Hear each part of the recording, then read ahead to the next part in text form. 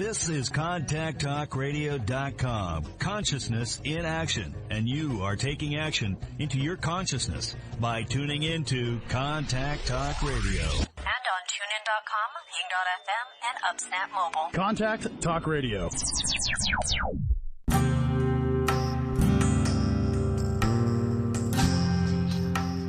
Welcome to Spiritual Psychic with Sarah Wiseman, where you'll learn how to unlock the secrets of spiritual intuition and your own psychic gifts. Here's Sarah.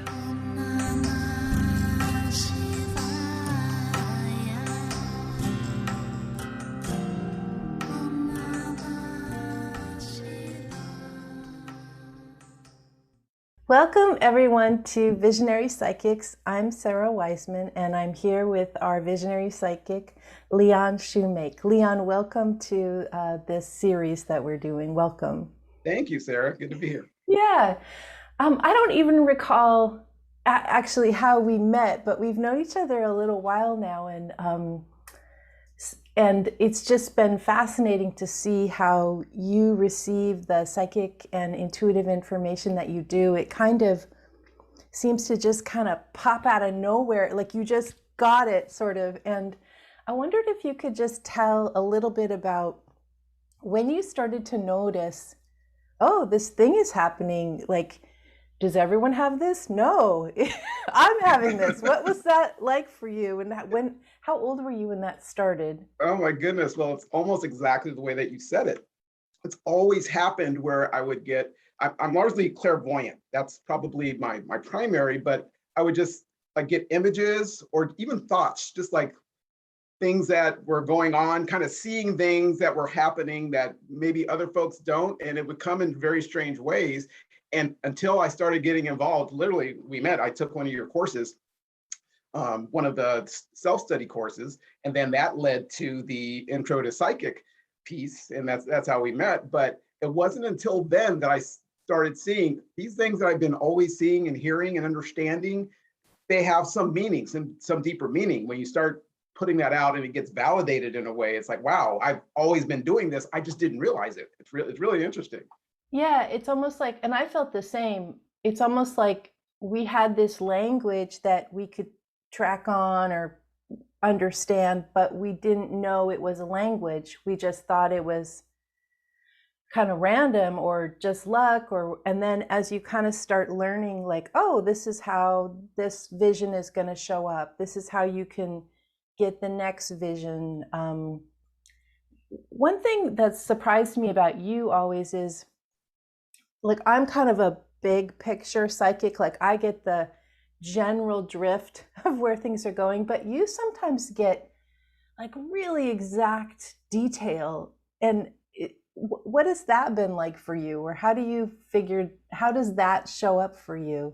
You know, that's really interesting because that's what helped give me some confidence in this. If I can get something that's very, very precise, and it may not come out as something precise, it may be an image. I remember I was doing a reading for someone and I saw this image of a dinosaur wearing a crown. What the heck is that? Right. But I interpreted that as this person was holding on to something, some belief or some past event that was no longer relevant. A dinosaur's extinct and it has this crown, so it's glorifying it.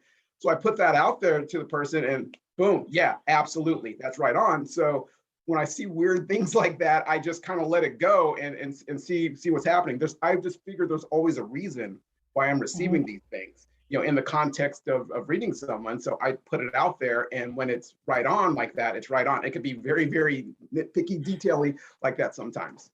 Yeah.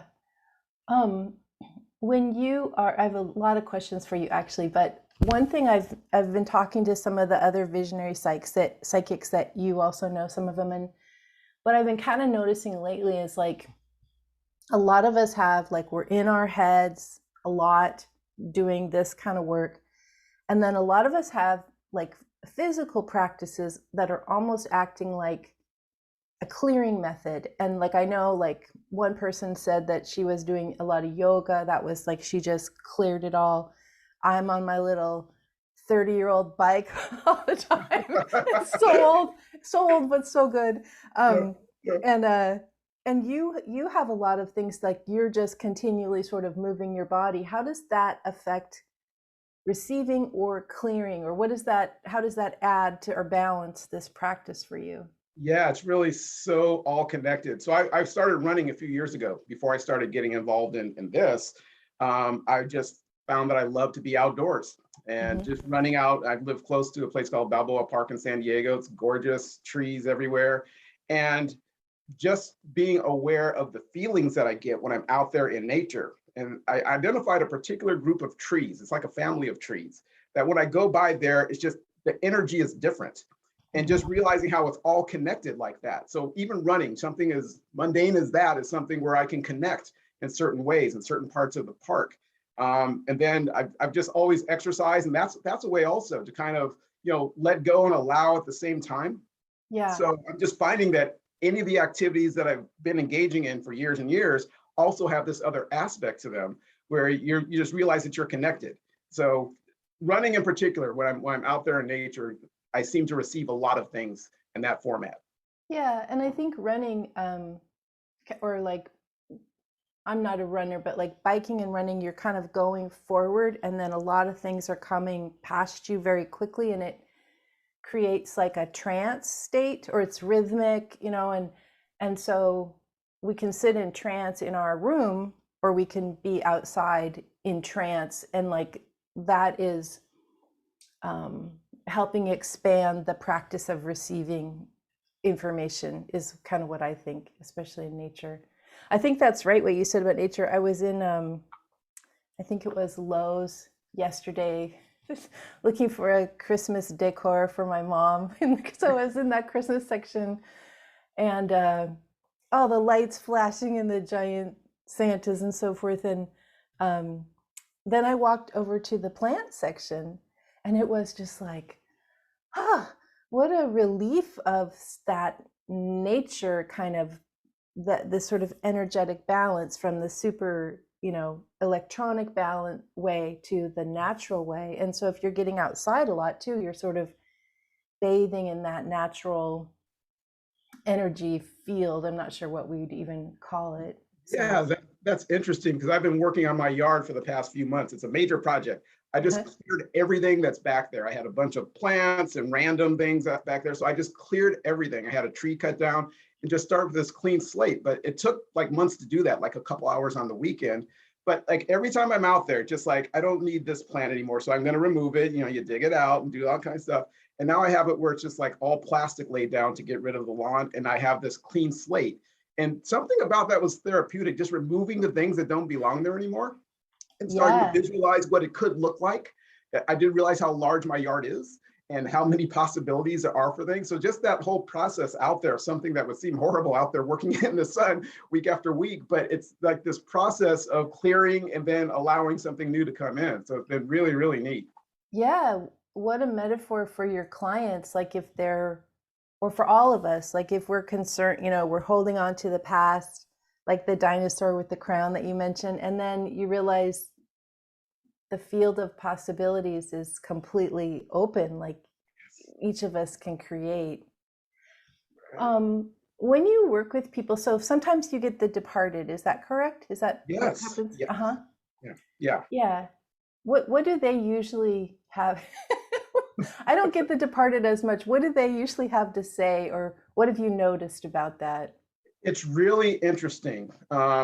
I do the pre-readings that we talked about in class, and that has been absolutely so valuable, that just getting those guiding visions ahead of time. And for whatever reason, a lot of the times that's when departed come to me. When I'm focusing in on the person before I've talked to them at all, I will get that. I will see somebody and there will be some type of message or some type of word or some type of item, or they're wearing pink lipstick that's very pronounced and I can communicate that to the person. So it's like they kind of come in, not even in real time all the time for me, but sometimes it's just part of the guiding vision for this is something for this person who I'm going to read for. And that happened to me spontaneously in terms of mediumship. I guess it's another one of those things that's kind of been happening because sometimes I just see faces, before I even got it, I would just see people who I don't know.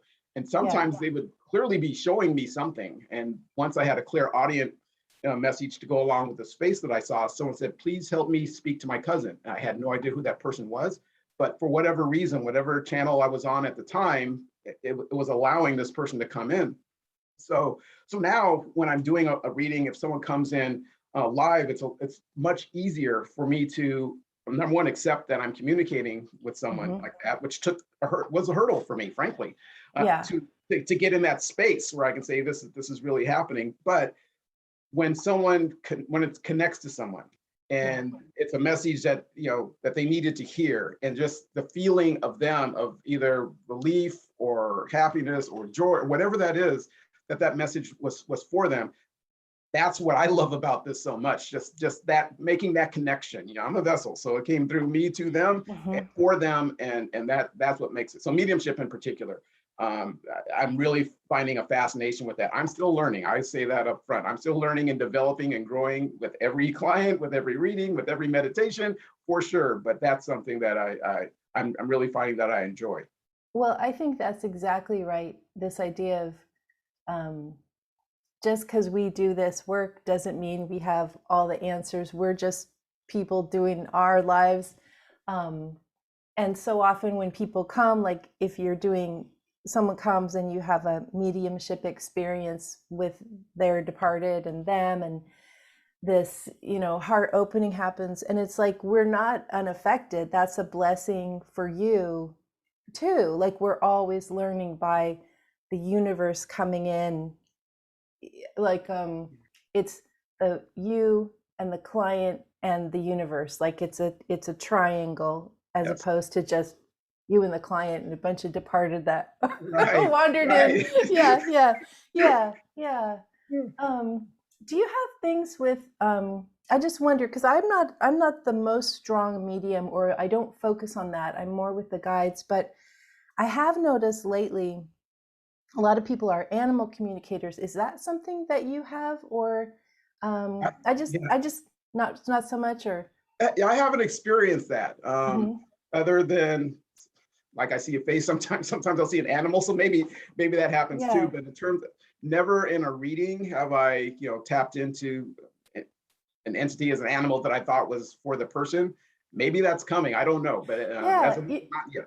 Yeah, you might, because what I kind of noticed is, like, things started opening, and the more I practice, like, more parts open. Like, mediumship isn't my focus, but like animal stuff started to happen, or nature stuff, or past lives. Like, some people are really good at past lives, so we don't have to tick all the boxes. This is completely unimportant. It's just like, but just maybe I just know that more is always coming, which is kind of shocking, because I think there's kind of a lot already. But when you get somebody that, well, two things. One, there's been so much pain the last couple years.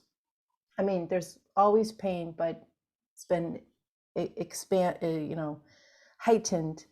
And then what do you do when you get somebody, like, you see it so clearly, like you got it, the departed are all in agreement with you, and then the person's kind of resistant? How do you kind of work through that with that client? Yeah, that's a great question. That takes me right back to my teaching. I was a high school English teacher in a previous life, well, this lifetime. But but and then the clients are really the students, and same thing. I have information for them that they're going to need, and they may be resistant to it. So I have to look at it in really a couple of ways. One is that the process of delivering the information, delivering the message, that's serving my purpose to get it to them. They have the ability to do what they want with it. But in terms of trying to get them to that place where they see that it's valuable, sometimes I'll use questioning with them. I'll go into, so how does that feel? When we talk about that, how does that feel? And not even needing a response myself to that, but for them to just go through that process of absorbing it a little bit. Even just with my students, I may never see them blossom.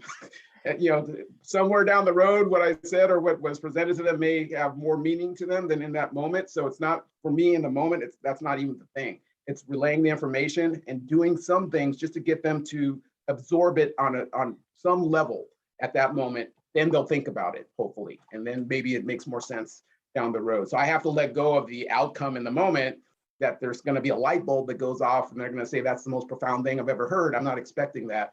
And I'm just trying to relay the message to them and come up with ways. I think that's part of my job, is to come up with ways to get them to attach to it a little bit more in the moment. And then, of course, it's theirs to do with as they choose.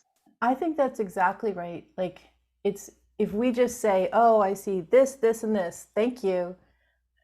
That's a horrible reading. A reading is to help the person not only hear the information, but start to process it. And I really love that idea of, like, if you were teaching high schoolers, you accept, like, they're young, you know, they have a lot of growth. And that is true, I find.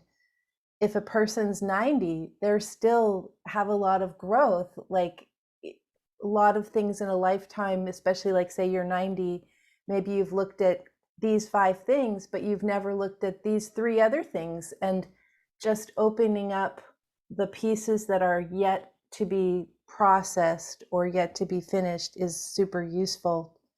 I find, I don't know if you've, maybe it's just me, but I find, like, sometimes the readings that I hate the most, that are just like not what I want to hear, and those are the best, because they start to get me thinking about, well, what if that was correct? No, it's not correct. But what if it were correct? No, it's not correct. But what if, and then just kind of like letting that opening come from hearing something different than what I'm always thinking every single, minute of the day, this one track. Yeah. No, well said. Yeah. And I had a written reading. I don't do a lot of those, but I allow them. And it was, for whatever reason, sometimes you get a lot of relationship issues. What does this person think of me? So when I do my pre-read, I'm getting much broader than that, for sure.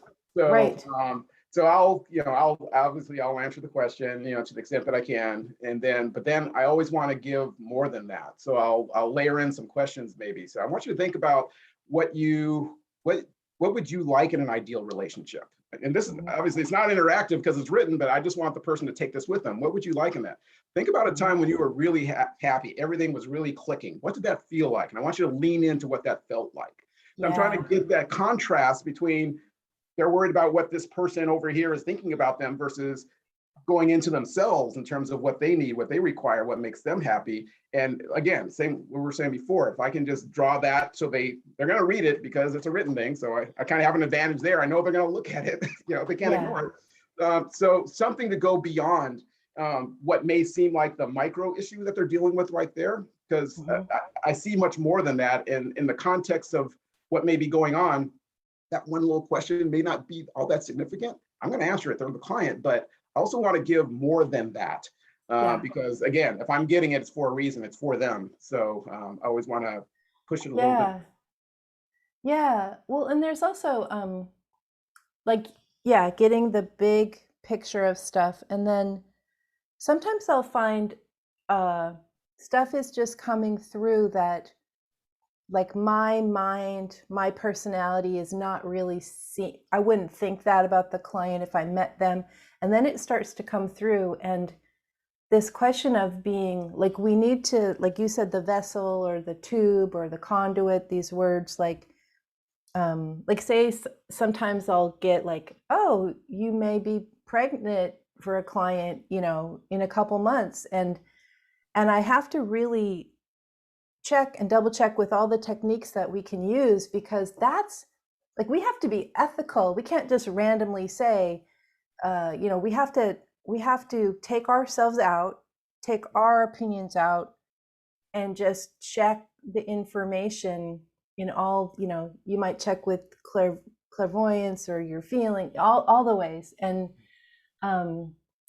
but yet I also like that word you keep using, allow. I just allow it to come through. Like, it's not for me to judge what the universe is saying. It's just for me to bring it forth and help the client receive it. And then What else comes up? Yeah, what are you thinking about? Yeah, well, when you mentioned the pregnancy question, this idea of when something comes up that may be challenging or difficult for the person.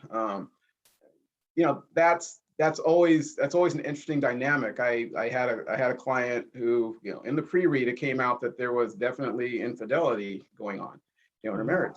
I didn't know if she knew this. It wasn't clear to me if she knew that. She knew something was going on, but when we were actually doing the live call, I always ask, what are your questions? And she was kind of, I don't really have a specific question, just what's going on. I say, well, let's narrow it down. Well, maybe family. Okay, here we go. Yeah. So we talked around that a little bit. I'd seen that she had some kids, and we talked about that, and then we got into the relationship, and I was as directly interested as I could be. I'd say, okay, so what I'm hearing about the relationship is that there's more than the two of you involved in a way. How comfortable are you with going there? Because since she was kind of sneaking up on the whole thing, not really wanting to say anything, but then that kind of like broke it for her that Yes. I had seen it. Then she says, yeah, let's go for it. So I'm sensitive to that, because if someone's taking the step of calling and setting the appointment, and they paid already, and they really want to go there. So I want to but I still want to make it a comfortable place to go there, that they know I'm not judging them. That's why in that instance, I felt like that was the right approach with her, just to kind of say, okay, this is what I'm seeing. How comfortable are you? And then, she just let it go. So I think one thing people, I don't know how often people have psychic appointments, but this idea, like after a certain number of readings, you and I have seen and heard it all. Like nothing is surprising, and we don't judge. It's like, it's not ours to judge. It's not ours to even have an opinion. And the thing that I find kind of hard, well, I think it's because it's the last couple of years too, but there has been an extraordinary amount of pain in the world, and sometimes digging deep to help so many people that might be having difficult situations, like that client you just mentioned. That's obviously going to cause some pain for that client, and world situations and so forth. And that's where we have to be responsible to keep, like, we can't just connect to the universe during reading time. We have to go and get our own guidance from the universe and do our own practices to keep, like that idea of keeping our buckets filled, or what cups filled, or whatever it is. We have to keep the hope coming in, so that we can be a steady source for our clients, which can be a challenge because we have our lives too. So yeah. No, well stated. I mean, my meditation practice is usually every day, usually in the morning. And, sometimes I got to get up and go, and I didn't do it in the morning. I feel that. I miss my meditation. I have to let some of that go too. I didn't lose all my connection, and everything's gone because of that. Right. That's true. I mean, I normalize it to that extent. Like you said, it's just a constant flow. Because if I'm not doing that, I'm not going to be as effective for my clients if I'm not maintaining that for myself as well. So. Yeah, that idea of being focused, and like like with the gifts, which I do think lots of people have, but knowing that you have the gift, like you have responsibility. If you're going to use them, you have responsibility to keep your life organized so that you can be a vessel, I guess, would be the way to think about it. Sure. Yeah. Anything else that comes up for you that you want to mention, or take your time? Because sometimes, like, the most interesting things are like, I don't even know why I want to say this, but here it is. I don't know. Yeah. So this idea of continuing to grow and develop and learn what's happening, just recently for me, what's been coming through very, very strongly is clairsentience. I've always had a piece of that, but I was actually doing a workshop recently on mediumship, which is kind of like a little mediumship circle. And the lady I was reading for, I guess it was her great grandmother who came through, and there was this intense sadness, almost like I was gonna cry, and I had to tell her this. I had to almost take a moment, and it turned out she had like a really involved, prolonged passing, where she knew what was going to happen, and she just so much unsettled with her, and I was just absorbing all of that. I hadn't felt that intensely before. 5 minutes later, since it was a circle, we switched to a different person. And the lady who I was reading with, her departed husband came there. He had passed young, but he was very energetic, almost ebullient. And I was just hopping in my seat, just like almost giggling, giddy that there was this connection there. And it's like, wow, I had experienced that before. So like you said earlier, I mean, the more you do it, the more you get. And that's something that I'd experienced, you know, in pieces before, but not with that much intensity. And that's within the last week. That's how, so the growth is always occurring. You know? Well, yeah, because in normal, regular, mainstream life, people often have like their armor on, you know, just their day-to-day armor. It doesn't even have to be their heavy-duty armor, but everybody's kind of got their facade going on. And in this kind of work, there's no, you're just completely open.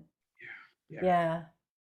And have you had, I don't even know if I want to go there, but I think it's kind of like, have you had experience with having trouble turning it off? Like you go to the mediumship circle and then do the people, the departed come with you, or are you seeing them other places? Or is it like, I use a technique of dialing it up and dialing it down. It's like, spirits over there, dial it down, not into you right now. Like I'm off the clock, you know. But what do you do to kind of manage that part? I probably need to do that because sometimes I forget. I call it, I left the door open if I don't really close out. Because I can get in that space where usually late at night before I'm going to go to bed, if I was reading or watching TV before I go to bed, I'm awake but kind of drifting. Stuff can happen there. People can come in, and sometimes very powerful things come in that space. And I have to do exactly what you said. I call it, I forgot to close the door. So I'll just I'll just do a clearing like right then and there. So yeah, but definitely if I don't remember to do that, you know, I can get energetic visitors. Yeah, absolutely. We have that where we live was at one time sort of like a some kind of pathway for people who lived here in the past. And like a lot of people used to use this trail in the past, and now they're departed using the trail at night. And so having to set some energetic boundary, like, thank you, I'm sleeping. Please, you can go a few feet more to the right. That'll be fine, but don't like pass through the bedroom, because it's just because this stuff is all happening. It's just, we're taught the linear method. It's interesting that did you teach literature or did you teach? High school English. I taught grades 9 through 12 over. Because like, if you think all those authors, I mean, I don't, as a person that like I think creativity and intuition are so hand in hand. Like all those authors were probably downloading their own visions and experiences. So even teaching that helped you learn that language of symbolism, metaphor, all the other words that I don't remember what they are, but you know, you kind of know that way of like taking a detail and then getting the bigger picture from it, which is part of that. Gosh, you're making connections I hadn't even really maybe. Like literature and art and design and music, like not music, but all literature and art, like they're so visual and they all have that symbolism, you know, wrapped in. And that's kind of what we're doing. But we're not using a book or an art piece. We're doing it in our third eye. We're receiving it. Yeah. My emphasis was creative writing. And kind of we were saying earlier, I guess I was being prepared for this all along without realizing it. But then in retrospect, you look back and say, oh, it's almost like, of course. Right. Yeah. Well, and that was my background too, is creative writing. So we learned to think that way, and then it's opening up. Well, thank you so much for your time. It's been super interesting to talk to you. And I will put the information of where people can find you and get sessions with you below. But thank you. I'm just so honored to be working with you. So to know you. Thank you. The honor is mine. I really enjoyed this. I appreciate this too. Thank you so much. Okay. Thanks a lot. Thank you. Okay. All right. Let's see.